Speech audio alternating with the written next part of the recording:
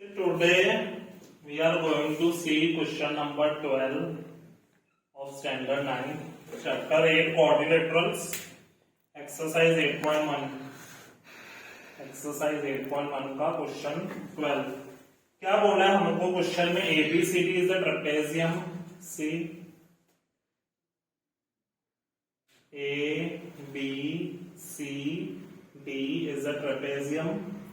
देखो उसमें A B और ये ट्रेपेजियम का शेप ऐसा होता है। देखो ए बी और सी डी ये दोनों एक दूसरे के पैरेलल है। जैसे ए बी और सी डी पैरेलल है और ये ए डी और बी सी पैरेलल नहीं है एक दूसरे के। दिस एंड दिस ये पैरेलल नहीं है, बाकी ये ए बी और सी डी पैरेलल है। ये हमको ऑलरेडी क्वेश्चन में हमको बोला है, ठीक है।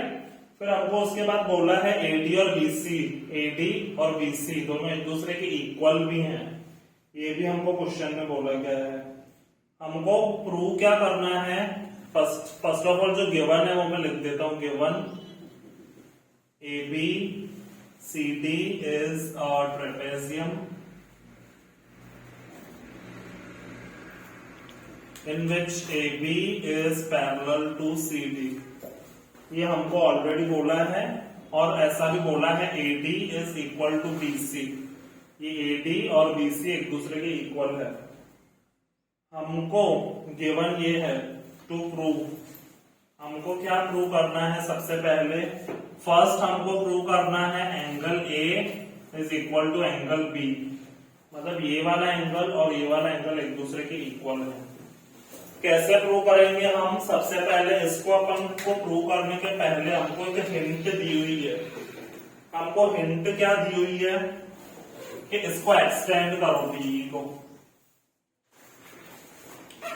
इसको हम एक्सटेंड करेंगे ए बी को ऐसा और अपन इसको ई बनाएंगे और इसको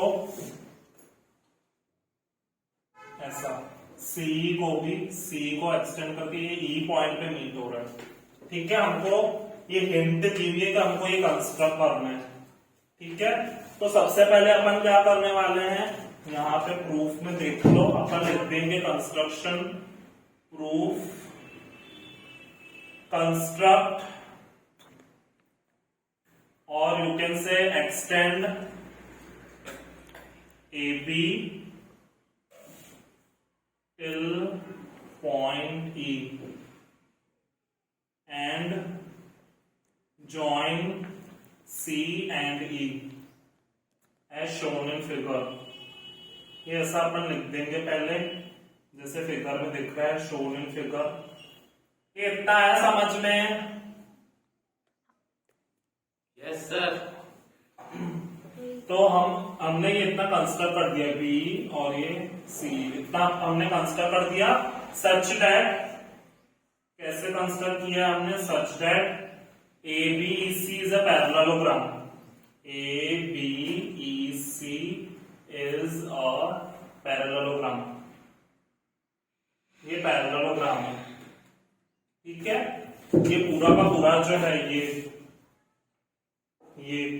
ए E C D, A E C D, A E C D is a parallelogram. ये पूरा एक पैरेललोग्राम है। देखो ध्यान से, पैरेललोग्राम में अपोजिट साइड्स एक दूसरे के इक्वल होती है, ठीक है। तो A E C D is a parallelogram. अब देखो यहाँ पे ध्यान से, अभी ये पूरा पैरेललोग्राम है ए ई सी डी, ठीक है। तो ये ए डी और EC ये दोनों एक दूसरे के इक्वल होंगे क्योंकि ये दोनों देखो ऑपोजिट है।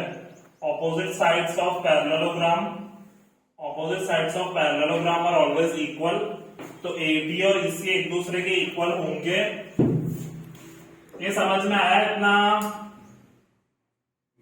Yes sir. AD और EC एक दूसरे के इक्वल, हम रीजन लिख देंगे opposite sides of parallelogram, opposite sides of parallelogram are equal, ठीक है। ये अपन लिख देंगे। और हमको ऑलरेडी दिया भी हुआ है कि AD is equal to BC, ये भी हमको दिया हुआ है, ठीक है। अब देखो इसको इक्वेशन 1 नाम दे दो और इसको इक्वेशन 2 नाम दे दो। एडी और बीसी एक दूसरे के इक्वल भी है और एडी और ईसी भी एक दूसरे के इक्वल है, ये हमको ऑलरेडी गिवन है क्वेश्चन के अंदर, ठीक है। So from equation 1 and 2, equation 1 और 2 को ध्यान से देखो, 1 और 2 को ध्यान से देखो, इनका लेफ्ट हैंड साइड सेम है। देखो AD AD AD AD same है, तो इसका इनका राइट हैंड साइड भी सेम होगा, यानी EC is equal to BC,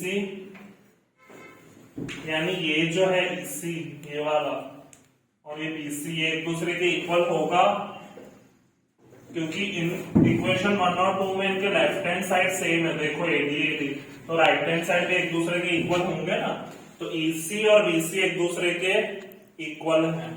अभी इस ट्रायंगल में ध्यान से देखो, इसको मैं नाम दे देता हूं एंगल 1, ठीक है, फॉर टाइम बिंग, तो इसको मैं एंगल 1 नाम दे देता हूं। अभी देखो इन ट्रायंगल कौन सा, BEC, EC, देखो ये EC और BC एक दूसरे के इक्वल है, तो एंगल 1 और ये एंगल E, ये वाला एंगल E और एंगल 1 भी एक दूसरे के इक्वल होंगे। कैसे? क्योंकि देखो हमने ट्राइंगल चैप्टर में पढ़ा है कि दो साइड अगर एक दूसरे के इक्वल है तो इनके ऑपोजिट एंगल भी इक्वल होंगे, तो यानी BC और EC एक दूसरे के इक्वल है तो एंगल 1 और एंगल E भी एक दूसरे के इक्वल होंगे ना, ये तो मालूम है सबको। Yes sir. तो हम यहाँ पे लिख देंगे, रीजन लिखेंगे, angles opposite to equal sides of triangle BEC, ठीक है। अभी एंगल 1 और एंगल E और एंगल 1 एक दूसरे के इक्वल है। अब देखो ध्यान से, यहां पर इसमें मैं ऐसे लिख सकता हूं एंगल A और एंगल E, एंगल A और एंगल E ये हमारी पैरेलल है, और उसके ऊपर ट्रांसवर्सल है, तो इंटीरियर एंगल्स का प्लस 180 होता है। अपने निर्मित से आया था कहाँ गए पता है मुझे आइडिया। चलो देखो तो एंगल E और एंगल 1 एक दूसरे के इक्वल हैं,